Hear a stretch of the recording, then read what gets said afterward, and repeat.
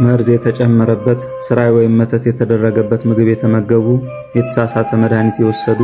በአጋንንትና በሌሎች ምክንያቶች የሆድ ህመም ያለባቸው ሰዎች በቃል ኪዳኗ ተማምነው ስሟን ጠርተው በተማጸኑባት ጊዜ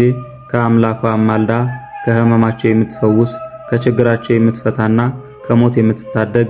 ክርስቶስን አልክድም በማለቷ ወደ ባህር ጥለዋት ከባህሩ በደህና ስለወጣች በድጋሚ በእሳት ማንደጃ የጣሏትና ሰማዕትነቷን በታኅሳስ 26 ቀን የፈጸመች ታላቋ ሰማዕት እናታችን ቅድስት አንስጣስያ ዘሮም ወር በገባ በ26ኛው ቀን ታስባ ትውላለች። ዳግመኛም በቁስጥንጥንያ ሀገር ከከበሩ ሰዎች ወገን የተወለደችና ንጉሱ ንግስት ሚስቱን ትቶ ላገባሽ ባላት ጊዜ ከንግስቲቱ ጋር ተማክራ ወደ እስክንድርያ ሀገር የሄደች ገዳምን በዚያ መስርታ በምናኔ እንደምትኖር ንጉሱ ሰምቶ ባስፈለጋት ጊዜ